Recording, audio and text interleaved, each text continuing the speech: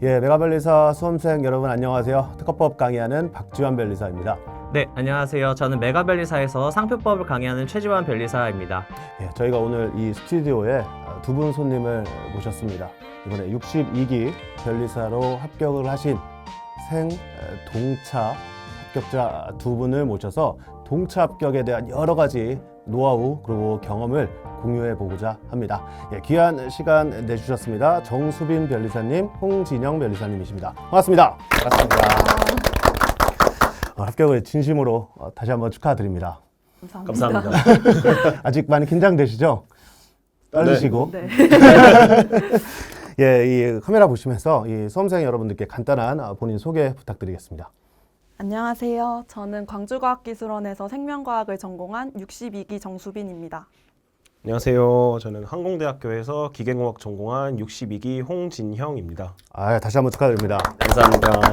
저는 개인적으로 두 분 변리사님이 많이 반가운 게 두 분 변리사님이 저희 GS 강의를 현장 강의를 수강을 하시면서 질문을 많이 주셨어요. 네. 그래서 저희 강사들 입장에서도 이렇게 질문 많이 주시고 안면이 있으신 분들이 합격 소식을 들려주셨으면 좋겠다라는 생각을 많이 하는데 두 분 이렇게 오시니까 굉장히 반갑고 제가 괜히 기쁘더라고요. 네, 저도 진짜 수업 때 딱 되게 밝은 눈빛으로 그다음에 반짝반짝 빛나는 눈빛으로 이렇게 수업을 들으셨던 분들이라서 되게 잘 되시겠다 이렇게 생각했던 두 분들이 이렇게 딱 멋지게 합격하셔서 오시니까 너무 기분이 좋은 것 같습니다. 저희 본격적인 이야기 나누기에 앞서서 수험생 분들이 아무래도 이걸 궁금해하실 것 같아요. 동차로 시험을 합격을 하셨는데 솔직한 심정으로 시험장을 나오실 때 또 결과를 기다리시면서 동차 합격을 예상하셨는지 한번 여쭤보겠습니다. 저는 일단은 시험장 나올 때 모든 문제의 결론을 다 내서 다 이제 시간이 안 부족하더라도 모든 문제에 원하는 결론을 다 내서 일단 만족은 스러웠지만 합격은 조금 힘들겠다. 좀 운이 정말 좋아야 합격할 수 있겠다라고 생각을 했는데 다행히도 너무 좋은 결과가 나와서 사실 예상은 못했지만 운이 좀 좋았다라고 생각을 합니다. 조금의 기대감은 있었다. 조금의 기대감은. 변리사님 어떠셨나요?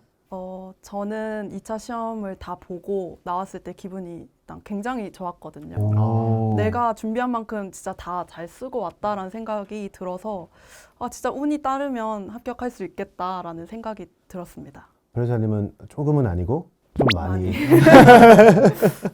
어쨌든 그런 과정을 겪으셔서 합격이라는 결과를 받으셨어요. 소감 또 안 여쭤볼 수 없을 것 같아요. 합격 소감 한번 부탁드리겠습니다. 사실 아직까지 합격한 게 믿기지가 않아서 제가 합격한 당일 찍어놨던 동영상이 있거든요. 합격 순간을 확인하는 그 동영상이 있는데 그 동영상을 보면서 나 합격했었지 하면서 계속 상기시키는 중입니다. 변리사님은 어떠신가요? 저도 사실 똑같이 믿기지 않아가지고 당장 내일이라도 뉴스에 합격자 발표 잘못됐다 이런 식으로 나오면 어쩌나 하면서 졸이고 있는데 그 정도로 조금 믿기지가 않습니다. 네, 그럼 저희 본격적으로 공부 방법 여쭤보기 이전에 전체적인 수험 기간이랑 언제부터 공부 시작하셨는지 이런 내용들 간단하게 소개 좀 부탁드리겠습니다. 저는 23년 10월부터 11월까지 2달 정도 민법 기본 강의를 수강을 했다가 잠시 공부를 중단을 하고 24년 2월부터 전업으로 쭉 공부를 해서 총 수험 기간은 1년 7개월 정도 되는 것 같습니다. 변리사님은 어떠세요? 저는 24년 3월부터 수험 시작해서 총 1년 3개월 정도 공부했습니다. 이렇게 간단하게 수험생활 관련된 합격 소감들 들어봤고 본격적으로 공부 방법에 대해서 이야기를 나눠보도록 하시죠. 동차 수험 기간이 물리적으로 기간이 짧아요. 그 기간 전반적으로 어떻게 활용하셨는지 큰 틀에 있어서 이 전략, 계획 공유해 주시면 도움 많이 될 것 같습니다. 일단 저는 1차 수험 기간에 1차에만 좀 전격적으로 집중을 하다 보니까 1차 수험 기간에는 민사소송법 기본이론 강의만 수강을 했었고 그 다음에 이제 2차 시작을 했을 때부터 설명회 때 이제 두 분이서 말씀을 하신 게 당장 내일부터 암기는 시작해야 되고 당장 내일부터 이제 쓰기 이런 걸 좀 암기랑 이런 거 다 시작을 해야 된다. 그래서 그때부터 약간 시키는 대로 공부를 좀 준비를 했고 두 분의 기초 GS와 그리고 실전 GS A형, B1, B2 저한테 다 이렇게 들었습니다. 그러면은 2월, 3월, 4월, 5월, 6월까지 GS로 네, 맞습니다. 변리사님은 전반적인 이 스케줄링이 어떻게 되셨을까요? 저도 비슷한데요. 1차를 치고 이 정도 점수면 합격할 것 같다라는 생각이 들어서 메가벨리사에서 그 동차 설명회를 듣고 기초 GS 하이브리드를 수강하기로 결심을 했고요. 그러고 학원 스케줄대로 쭉 따라서 공부를 했습니다. 그래서 저도 똑같이 2월, 3월, 4월, 5월, 6월 전부 변리사님들 뵙고 네, 공부를 했고 주중에는 좀 GS에서 하지 않는 것들을 공부를 해야겠다라고 전반적으로 계획을 세워서 공부를 했습니다. 그리고 또 많은 분들께서 선택 과목 어떤 거 선택했는지 궁금해 하실 것 같아요. 그래서 선택 과목 어떤 거 선택하셨는지랑 혹시 그 이유도 있다면 간단하게 소개 좀 부탁드리겠습니다. 저는 디자인 보호법을 선택을 했는데요. 아무래도 1차 때 공부했던 과목이기 때문에 2차 때 조금만 시간을 들이더라도 패스를 할 수 있지 않을까 이런 생각이 들어서 선택했습니다. 변리사님은 선택 과목이 어떻게 되죠? 저도 똑같이 디자인 보호법 선택했습니다. 가장 좀 중요했던 게 사실 답안 작성에 대한 큰 틀이 특허법과 크게 다르지가 않잖아요. 그러다 보니까 그 과정을 조금 더 생략할 수 있고 암기할 내용도 확실히 좀 적기 때문에 뭐 다른 과목보다야 많지만 좀 적기 때문에 특허법 지식을 그대로 쓸 수 있겠다 싶어서 시간적으로 좀 도움이 될 것 같아서 디자인 보호법 선택을 했고, 그리고 다른 공학 과목 같은 경우에는 불합격자, 꽈락자 그 비율이 들락날락 하잖아요. 그래서 올해 만약에 약간 교수님들이 문제를 어렵게 내가지고 내가 선택타를 하면 정말 화가 많이 날 것 같다. 때문에 좀 안정적인 마음으로 디자인 보호법을 선택했습니다. 근데 그럼에도 불구하고 동차 수험 생활을 보내실 때 2월, 3월에는 양의 부담이 상당하잖아요. 뭐 민사소송법도 마찬가지고 특허법, 상표법 다 양적으로 부담이 상당하셨을 텐데 그때 느낌은 어떠셨을까요? 저 같은 경우에는 특허랑 상표 같은 경우에는 1차 때 수험 기간이 좀 길다 보니까 두 변리사님께서 두 문자 따주신 좀 되게 중요한 판례 같은 거 있잖아요. 그런 것들은 이미 좀 외워놓은 상태라서 그래서 암기에 대한 양에 대한 큰 부담은 없었는데 이제 가장 복병인 민사소송법이 있었어가지고 민사소송법에 최대한 좀 시간을 많이 할애를 했습니다. 그런 식으로 좀 공부를 지나가다가 선택 과목은 5월에 좀 진입을 했었고, 네, 그런 식으로 했었습니다. 저도 2월, 3월에는 민사소송법을 좀 집중적으로 공부를 해야 된다고 생각을 해서 기본 강의부터 차근차근 다시 민사소송법은 수강을 하기 시작했고 특허법, 상표법 같은 경우에는 의치지부터 암기를 시작을 했고 그래서 2월, 3월, 4월까지는 암기를 거의 끝냈던 것 같습니다. 그리고 민사소송법은 이제 한 5월부터 암기를 빡세게 시작을 했고 디자인 보호법 같은 경우에는 한 4월 말부터 기본서 보면서 공부를 시작했습니다. 오늘 암기를 엄청 빠르게 시작을 하셨네요. 그렇죠? 네. 근데 이 들으시는 분들이 궁금해하실 수 있을 것 같아요. 암기를 끝내셨다라고 하는 의미가 본인이 생각했을 때 어느 정도 의미로 말씀을 해주신 건지. 중요한 조문들, 뭐 번호 이런 건 당연히 다 외우고 그리고 중요한 판례들의 뭐 두문자라든지 학설 이런 것도 외우고 그 판례의 키워드도 다 외우고 예. 그래서 나중에 5월, 6월에 다시 암기를 예. 안 한 건 아니었는데 예. 했을 때 예. 이렇게 빨리빨리 기억이 날 수 있게끔 이렇게 만들어놨던 것 같습니다. 사실 그게 쉬운 일이 아닌데 이 암기에 대한 능력이 엄청나신 것 같습니다. 변리사님은 이런 암기에 대해서는 어떻게 생각을 하세요? 암기는 일단 저는 특상이 좀 완료된 시기는 한 6월 정도였었고 제 기준에 암기가 완벽하게 됐다라고 하는 거는 최재현 변리사님이 항상 수업 GS 때 말씀하시는 건데 백지를 펴놓고 뭐 예를 들면 119조 1항 3호 불사용 취소 심판에 대해서 써보라 그러면은 그냥 아예 처음부터 의취지부터 어떤 쟁점이 있었고 그 쟁점에 어떤 판례가 있었고 그 판례에서 뭐 사안포석 어떻게 했는지 결론이 어떻게 됐는지 이런 거를 그냥 백지에 쫙 써내려갈 수 있으면은 암기가 다 됐다고 생각을 하고 그래서 저는 그게 이제 특상은 6월 달에 끝난 것 같습니다. 사실은 이게 동차 수험생분들 입장에서 일반적인 암기 그 코스는 변리사님처럼 하시는 것 같아요. 이게 4월, 5월에 암기를 끝낸다라고 하는 게 사실은 쉬운 문제는 아닌데 그렇게 암기를 하셨고 이제 듣다 보니까 변리사님들이 1차 공부를 하시면서 2차를 조금씩은 선행하신 것 같아요. 그죠? 네. 아까 어떻게 하셨다 그랬죠? 2차. 저는 민사소송법 기본 이론 강의만 들었습니다. 변리사님은 어떻게 하셨어요? 네, 저도 민사소송법 기본 강의만 수강했습니다. 그러면은 2차 동차 생활을 보내심에 있어서 도움이 되셨나요? 저는 민사소송법 기본 강의를 이제 1차 공부하는 시점 좀 초반에 엄청 빡세게 듣고 그 뒤로는 한 번도 펼쳐보지도 않고 있다가 1차에만 올인을 했었는데 그럼에도 2차를 시작하고 다시 민사소송법 강의를 들었을 때 조금씩 기억나는 게 있더라고요. 그래서 도움이 됐던 것 같습니다. 변리사님은 어떠셨어요? 저도 도움이 됐다고 생각을 하는 게 이제 초면보다는 구면이 낫다 그쵸. 라는 말이 있듯이 작년에 들었던 민사소송법 강의 내용이 하나도 기억이 안 난다고 하더라도 다시 들었을 때 아 이거 그때 그런 내용이었지 라는 게 조금 어렴풋이 생각이 나는 게 좀 많이 도움이 되지 않나 싶습니다. 예, 그렇게 2차 선행 여부까지 여쭤봤고 3월, 4월, 5월 이렇게 뭐 지내시면서 민특상 과목 밸런스는 이게 월별로 어떻게 밸런스 조절을 하셨을까요?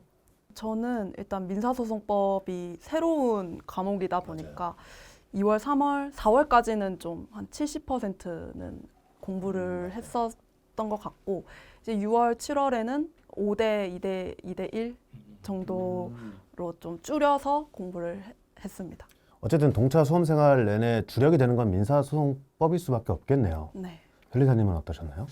저는 일단 4월달 전으로 좀 스케줄이 나뉘는데 4월달 때까지는 제가 아르바이트를 했었어가지고 그래서 이제 하루 순공이 한 12시간 정도 됐었는데 그중에 6시간은 민사소송, 특허 상표는 3시간씩 하다가 이제 4월달부터 아르바이트를 그만두고부터는 이제 하루에 민사소송법은 한 똑같이 7시간 정도 하고 특허랑 상표를 시간을 조금씩 더 늘리고 그다음에 선택 과목을 시작을 했습니다. 그래서 한 7시간에서 8시간, 4시간, 3시간, 1시간 이런 식으로 했던 것 같습니다. 변리사님도 어쨌든 공부 시간의 한 절반 이상은 네, 민사소송법에 네. 투자를 하고 나머지를 한 반반 정도 느낌으로 네. 특허 상표를 하신 거네요. 그러다가 이제 6월 달에 약간 민사소송법 암기가 너무 안 돼 있으니까 민사소송법을 12시간 하고 네. 특허나 상표는 1시간씩만.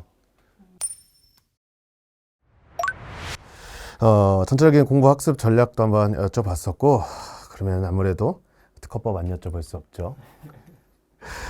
저랑 같이 2차 특허법 공부를 하셨는데 어떤 특허법 어떠셨나요? 좀 어려운 과목이었나요? 아니면 재밌거나 자신 있는 과목이었나요? 저는 사실 특허법 점수가 그렇게 좋진 않지만 자신 있는 과목이었습니다. 네. 혹시 시험을 보실 때에도 난 잘 봤다는 느낌 받으셨었나요? 네, 잘 봤다는 느낌 왔는데 그렇게 점수는 아니더라고요. 올해 점수 채점이 올해 점수가 네, 많이 예. 변리사님은 어떠셨나요? 저는 특허법을 1차 때부터 좀 어려워했어서 조금 2차 때도 제일 힘들었던 과목 중에 하나였습니다. 그러면은 그 어려웠던 이 과목에 대해서 본인은 어떻게 극복했다라고 생각을 하시나요? 이제 조치형 문제 같은 것들이 나오면 좀 손대기가 어렵더라고요. 그래서 저는 사례집을 구매를 해서 사례집으로 이제 그런 조치형 문제들을 찾아서 풀고 연습을 했습니다. 변리사님은 2차 특허법 공부하시면서 1차랑 많이 다르잖아요. 네. 어떤 부분에서 좀 차이점 느끼셨는지 그리고 본인이 생각하시는 뭐 동차 공부 방법 공유해 주시면 도움 많이 될 것 같습니다. 네. 일단 차이점이라고 하는 거는 1차 때는 이 지문을 보고 정오 판단만 하면은 모든 문제가 다 풀리잖아요. 근데 2차 같은 경우에는 이 문제를 보고 쟁점이 무엇인지 그 쟁점에 따라서 이 문제 풀이에 대한 목차를 어떻게 잡아서 이 풀이 과정을 어떻게 나타낼 것인지 그리고 그거를 얼만큼 현출을 할 것인지 이렇게 세 개로 나뉜다고 생각을 하는데 그 차이가 되게 많이 심하더라고요. 저한테는 특히 이제 암기라는 게 가장 크게 들어오다 보니까 1차 때는 아는 개념에 대해서 정오 판단만 하면 됐었는데 이제 갑자기 내가 그 지문을 직접 써야 되네? 이러다 보니까 정말 좀 멘탈이 안 좋았었는데 암기는 사실 정말로 계속해서 하다 보면 느는 거고 그리고 이제 쟁점이나 이런 거 찾는 거는 좀 GS를 계속 들으면서 공부를 했고 좀 전수를 끌어올릴 수 있었던 거는 판례 강의를 들으면서 판례에 대한 좀 법리에 대한 좀 깊은 이해랑 그 당시에 그런 문제를 풀 때 그런 쟁점을 추출하는 데 있어서 판례를 더 깊게 이해하면은 더 원활하게 되더라고요. 그래서 아무래도 판례 공부가 네, 주요하겠죠. 네. 특허법 이렇게 공부해라 하는 노하우가 있을까요? 특허법은 사실 판례가 정말 중요하고 그 법리에 대한 이해가 다른 과목에 비해서 더 많이 중요한 것 같아요. 그래서 그 이해도가 그대로 사안포섭에 좀 많이 드러나는 것 같아서 한 개념에 대해 좀 이해가 안 되더라도 잡고 다른 과목보다 좀 더 이해도를 높이는 게 중요하지 않나라고 생각합니다. 너무 좋은 말씀 해주신 것 같아요. 그 이해도가 이런 사안포섭이라든지 이런 데 다 곁들여져 들어가는 거니까. 다음으로 상표법도 좀 여쭤보려고 하는데 상표법도 실력이 한 번에 확 오르지는 않고 좀 어느 정도 공부량이 쌓이다가 한 번쯤 이렇게 점프하는 시기가 온다라고 생각을 하는데 그런 시기를 혹시 느끼신 적이 있으신가요?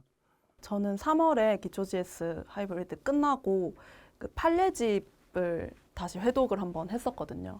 그러고 나서 실전 GS를 들어가니까 판례에 대해서 좀 이해도가 깊어지다 보니까 좀 더 상표 시험을 잘 볼 수 있게 됐던 것 같습니다. 상표법을 이런 식으로 앞으로 더 네. 남은 기간을 해나가야겠다라는 감이 그때 딱 네, 한 번 그때. 딱 오신 거네요.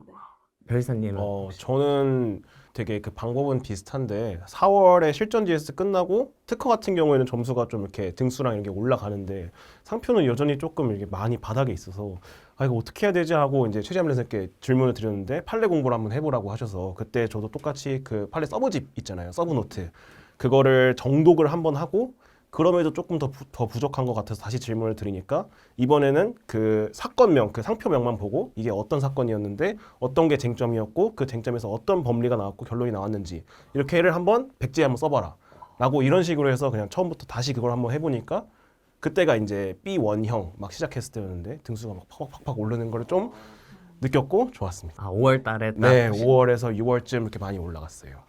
또 상표는 제가 안 여쭤볼 수가 없는 게 사안포섭을 하는 부분이 제가 강사로서 굉장히 많이 강조를 하는데 사실 처음 서술형 답안을 쓸 때 사안포섭 자리가 정말 어렵거든요. 그 사안포섭은 혹시 어떻게 연습을 조금 많이 하셨나요? 저는 일단 강사님께서 제공해 주시는 모범 답안을 그 사안포섭 부분을 형광펜 치면서 꼼꼼히 읽었고요. 그래서 내가 다음에 문제가 나오면 나도 이렇게 사안포섭 해야지 이런 거를 따로 정리해서 들고 다니는 약간 노트 같은 것도 있었어요. 그래서 실제 시험에서 또 좀 사안포섭을 잘해서 점수를 잘 받았다고 생각을 하는데 좀 모르는 판례가 나왔거든요. 근데 사안포섭만 잘하자라는 생각으로 진짜 사안포섭 진짜 길게 적었더니 좀 고득점으로 이어졌던 것 같습니다. 저 같은 경우에는 이제 사안포섭에서 어떤 뭐 특별해지지 말고 뭔가 좀 빛나려고 하지 말고 정말 기본으로만 하자라는 생각으로 사안포섭은 일단 처음 진행했고 그리고 변리사님께서 따주신 두 문자가 그 사안포섭에서 하나씩 띄고 가야 할 그런 두 문자로 좀 찍어주셨더라고요. 예를 들면은 관품 거수객이라는 두 문자가 있으면은 관념에서에서 적어야 되고 그 상품과의 관계에서 네. 판단해야죠. 그다음 네, 그렇죠. 그리고 이제 거래 실정 이렇게 했는데 그러면은 이 문제에서 관념 가져가야겠다. 그리고 상품과의 관계, 거래 실정을 가져가야 되는데 다시 이제 문제로 돌아가서 관념을 어떻게 비교를 해야 될지 이런 식으로 좀 사안포섭을 완전 기초 딱 그 판례에 맞게 하다 보니까 다행히도 이번에 상표법을 좀 잘 본 것 같습니다. 진짜 사안포섭 올바른 방식대로 딱 정석대로 하신 것 같아요. 두 분 다 특히 이제 상표법 두 분 다 굉장히 고득점 하셨는데 혹시 시험장에서의 느낌 마지막으로 좀 여쭤보고 싶거든요. 이번에 사실 문제도 굉장히 길고 난이도도 꽤 있었다라고 생각을 했는데 시험장에서 느낌이 전반적으로 어땠는지 그때 풀 때 기분 같은 것들 한번 좀 말씀해 주시면 좋을 것 같아요. 처음에 딱 펼쳤는데 대법원 판례가 아니라 특허법원 판례가 나와서 조금은 당황했지만 이럴 때일수록 시간 관리를 철저히 해야 한다라는 생각을 가지고 시간 관리를 철저히 하면서 문제를 썼고 그렇게 4번까지 쓰고 나니까 오히려 저는 할만했다라는 생각이 들었습니다. 저도 똑같이 1번 보고 굉장히 당황을 했지만 저는 오히려 조금 기뻤던 게 인성이 안 좋아 보일 수도 있는데 다른 분들도 다들 못 쓸 테니까 다른 문제 더더욱 나는 열심히 해서 잘 해야겠다라는 생각을 좀 했었고 그래서 이제 2번부터 풀었는데 그래서 좀 뭔가 괜찮지 않았나 좀 첫인상은 좀 괜찮았던 것 같습니다. 문제지가. 누구나 하는 생각이라고. 네, 너무 좋은 경험들 공유해 주셔서 너무 감사드립니다. 예, 이 2차 수험 생활을 하시면서 GS 얘기를 안 할 수는 없을 것 같아요. 특히 올해 저희가 새로 개설을 한 하이브리드 기초 GS를 활용을 해주셨는데 두 분 변리사님 이 강의 어떻게 활용하시게 됐는지 또 어떠셨는지 한 분씩 여쭤보겠습니다. 저는 그 메가변리사 1차 끝나고 동차 설명회 때 처음 강의가 생겼다는 걸 접하게 됐는데 그때 굉장히 매력적이었던 거는 주중에 이론을 학습을 하고 그리고 주말에 학원에서 실제로 GS를 써보는 게 굉장히 매력적이었어요. 그래서 그 주차마다 변리사님께서 진도를 나눠서 이제 알려주시고 저는 이제 거기에 맞게 공부를 하고 또 주말에는 내가 이만큼 암기를 했고 이 정도로 내가 이해를 하고 있구나 이거를 좀 판단받을 수 있다라고 생각을 해서 활용을 하게 됐습니다. 변리사님은 어떠셨어요? 저도 똑같이 그 설명에 들어가서 기초 GS 하이브리드가 있다는 거를 알고 등록을 한 다음에 하이브리드 과정 같은 경우에는 2차 답안 작성이 쟁점 추출이랑 목차 작성 그리고 암기 이렇게 3개로 나뉘는 걸로 알고 있는데 그 3개 모두 연습할 수 있는 곳이어서 저는 정말 좋았던 것 같습니다. 사실 저희가 궁금한 포인트는 이 강의가 이론 강의와 함께 그 수험생분들 입장에서는 처음 답안지를 작성하는 강의이시지 않습니까? 그 1주차 때 느낌이 궁금해요. 처음 GS를 준비하고 이론 강의를 듣고 처음 이렇게 답안지를 쓰셨을 때랑 또 이렇게 5주라는 시간이 지났을 때 본인이 생각하셨을 때 뭐 어떤 발전이 있었는지 이런 것들이 궁금합니다. 저는 1주차 때부터 마음가짐이 책을 보고 쓰지 말자 오. 였기 때문에 1주차 때 딱 학원에 갔을 때 나 아무것도 못 쓰면 어떡하지? 이런 불안감이 조금 있었고요. 예. 그래도 계속 쓰다 보니까 5주차 때는 모범답안도 한 번씩 하고 그러다 보니까 자신감도 많이 생겨서 좀 GS 쓰는 거 할만하다 이렇게 생각했던 것 같습니다. 그럼 변리사님은 1주차부터 책을 아예 안 보셨던 거예요? 네. 그것도 굉장히 용기 있는 선택인데, 그죠? 이게 사실 답안지를 책 보고 쓰시던 분들이 나중에 내가 책을 떼야 된다는 건 알지만 이게 사실 떼는 게 쉽지는 않은 문제라서 저는 뭐 다른 수험생분들도 이렇게 용기가 있으셨으면 좋겠습니다. 이게 힘들지만 이게 크게 발전할 수 있는 방향성이라고 생각을 해서 굉장히 좋은 말씀 감사합니다. 변리사님 어떠셨어요? 저는 용기 없는 자였고 책을 보고 썼는데 저는 아직도 사실 1조차 문제가 기억이 나거든요. 박자밀 레서님께서는 진보성 문제랑 뒤에 명세서 작성 그 42조 관련해서 하나 나왔고 최자밀 레서님은 작년 기출 문제 2문제를 내주셨는데 정말 형편없이 못 써가지고 와 이건 진짜 동차라는 것 자체가 불가능하겠구나 라고 생각을 했는데 두 분이 항상 강조하셨던 완주만을 보고 그냥 시키는 거 그대로 하면서 달려왔던 것 같습니다. 네, 일주를 그렇게 보내시고 한 5주가 끝나실 때는 답안지가 어떻게 쓰는 거구나, 어떻게 공부해야 되는구나 이런 좀 방향성은 잡히셨을까요? 네, 방향성은 잡혔고 사실 여전히 용기 없는 자로서 책을 봤지만 제가 말을 실수했네요. 아닙니다. 그 책은 보긴 했는데 이런 문제가 나오면은 이런 식으로 답안 작성을 해야지라는 게 어느 정도 보이더라고요. 조금씩은 보이더라고요. 그래서 이제 암기만 조금 더 채워 나가면은 특성은 얼추 쓸 수 있겠다라는 감각에 조금 왔던 것 같습니다. 이렇게 말씀해 주시니까 또 궁금한 게 있어요. 그런 느낌을 받으셨는데 실제로 그 다음 달에 실전 GS를 수강을 네. 하셨죠. 그 자신감 갖고 실전 GS에 들어가셨을 때 어떠셨을까요? 사실 기초 GS 과정에서 두 분이 실전 GS에 대한 겁을 조금 많이 주시잖아요. 여러분들 기초 GS 이렇게 쓰시다가 나중에 실전으로 넘어가면은 또 이거 내가 어떻게 하지? 라고 옆에 이제 막 기득 이상 되시는 분들 만나면은 엄청 힘들어질 거다라고 했는데 사실 저는 체감상 그 정도까지는 아니었고 그냥 이거 얼추 쓸만 하겠는데 라고 했지만 그래도 이제 시간과 암기 이거 두 개가 조금 많이 힘들었던 기억이 있습니다. 근데 벨리사님은 실전 GS 처음 가셨을 때 16페이지를 어느 정도 채우셨을까요? 아니요. 거의 한 12페이지 정도도 못 채웠고 3번에서 끝나는 게 가장 많았고 4번 조금 문제만 보다가 이따 강평 때 어떻게 쓰는 건지 좀 수업 들어야지 약간 이런 식이 좀 많았습니다. 그러면은 이 동차 마지막 달이라고 해야 될까요? 한 네. 7월, 6월 경에는 어느 정도 분량을 작성하셨을까요? 7월 달 때 갔을 때는 18페이지는 좀 기본으로 썼던 것 같고 그리고 그때 제가 GS 시간에 박찬민 선생님께 좀 많이 코칭을 받았었는데 너무 시간 관리가 안 된다라는 거를 계속해서 질문하셨을 때 변리사님 경험담을 말씀해 주셨던 게 아예 12페이지, 10페이지만 쓸 생각으로 한번 답안지를 써봐라. 이런 식으로 좀 시간 관리를 코칭을 받아서 그때는 막 아예 10페이지를 한번 써보기도 하고 그랬던 기억이 있습니다. 그래서 실제 시험장에서는 네. 얼마나 쓰셨을까요? 실제 시험장에서는 특허는 20페이지 썼고 민사소송법이랑 상표는 18에서 19페이지 정도 썼습니다. 벨리사님은 어떠셨어요? 저는 일단 실전 GS 딱 들어갈 때 기초 GS 처음 들어갈 때 느낌처럼 또 떨고 있었거든요. 내가 2시간 동안 아무것도 쓸 게 없을 것 같다 이런 생각이 들었는데 또 막상 가니까 잘 써지긴 하더라고요.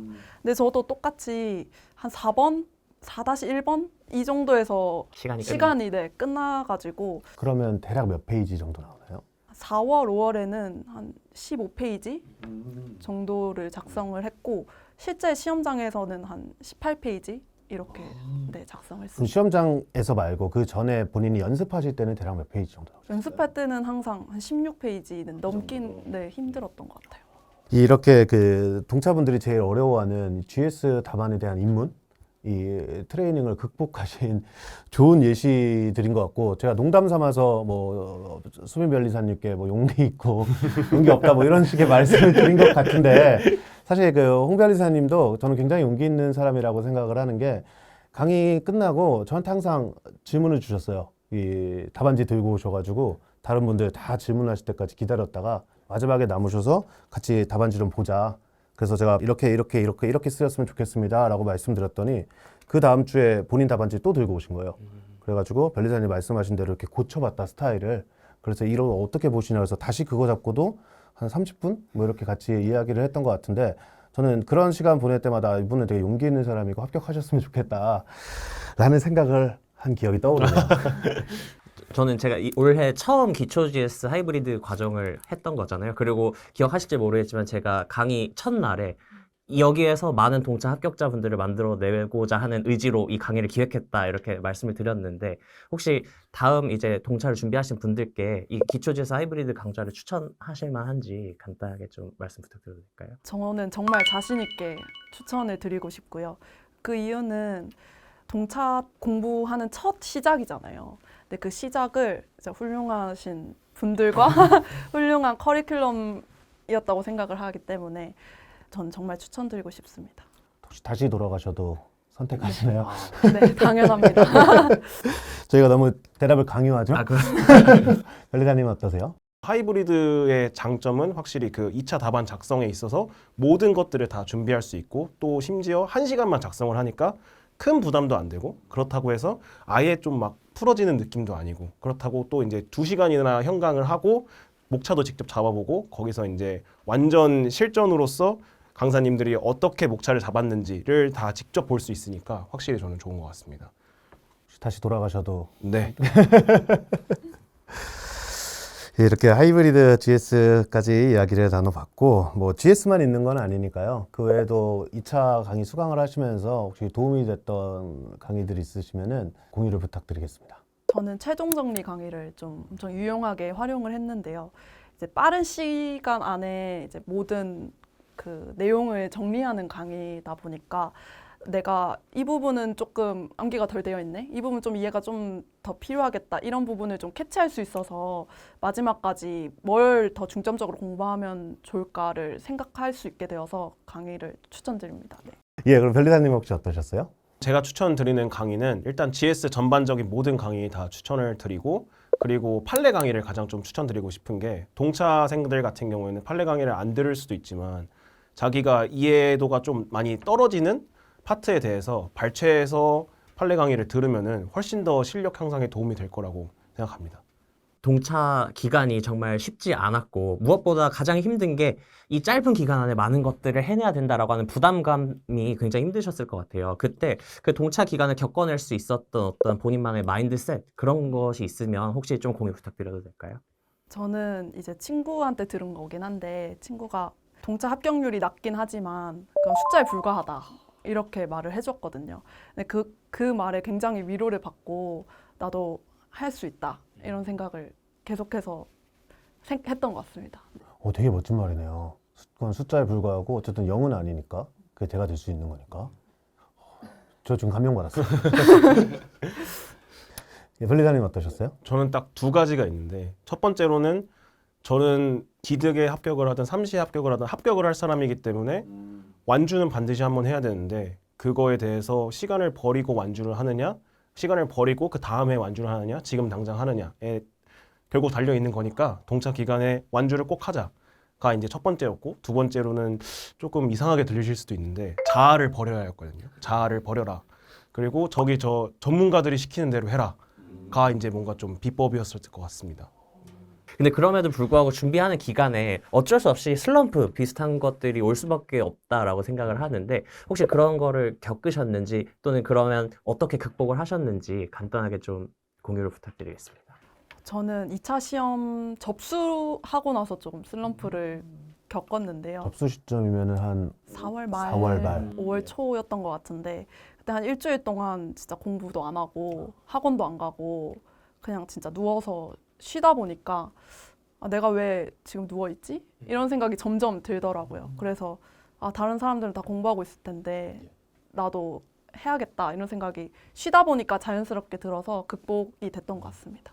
변리사님도 슬럼프가 있으셨나요? 저는 공부적으로 슬럼프는 없었고 이 좀 유혹이 있었는데 뭔가 이런 다른 게시판이나 다른 수강생 분들의 뭐 얘기를 들으면서 뭐 교수님의 강의를 특강을 들어야 된다 아니면은 뭐 여러 가지 GS 문제를 접해봐야 된다 이거에 대한 좀 유혹이 좀 있었는데 그래도 내 앞에 있는 세 변리사님이 가장 이 시험계와 이 특허법과 상표법을 가장 전문가인데 내가 왜 저 사람들 말을 들어야 되지? 라고 생각을 하고 그냥 모든 걸 다 두 분한테 질문을 하면서 좀 극복했던 것 같습니다.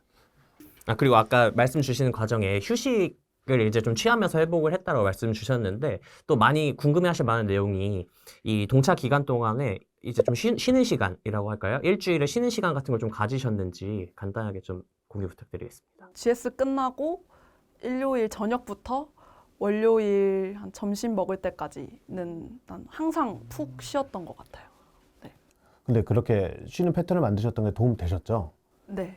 그러니까 이제 동차 생활을 시작하시는 수험생분들에게 그 정도 쉼 패턴은 있으셔야 된다. 전 무조건 있어야 된다고 생각을 하는 게 예.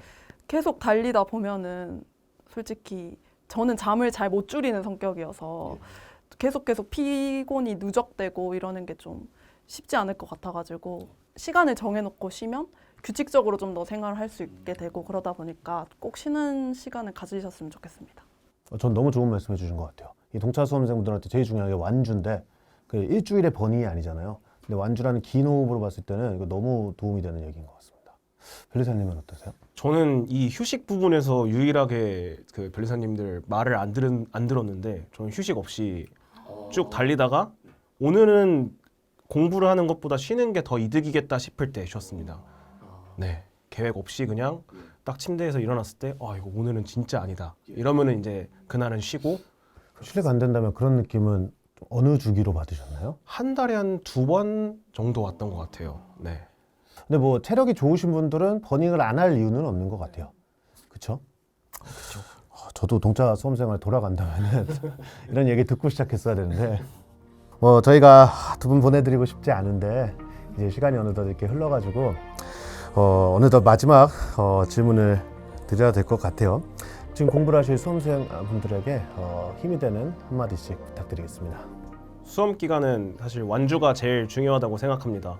완주해서 시험장에서 마지막 그 점을 찍고 나올 수 있는 그런 수험 기간이 되기를 희망합니다. 2차 공부를 하기 시작하면 정말 많은 숫자들이 나를 얽매이게 하는데요.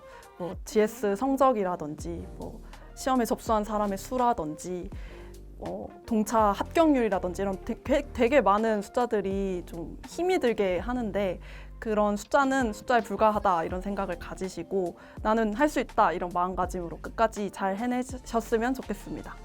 예, 이렇게 두 분 변리사님 모시고 동차 합격의 여러 가지 노하우 경험들 들어봤습니다. 오늘 저희가 이야기 나눈 내용들이 앞으로 공부를 계획하고 계시고 또 여러 고민을 하고 계신 수험생분들에게 조금이나마 도움이 될 수 있기를 바라겠고요. 또 오늘 귀한 시간 내주신 두 변리사님 이렇게 수험생활 완주하시는데 저희도 함께 할 수 있어서 영광이었고 또 이제 새로운 길을 시작하시잖아요.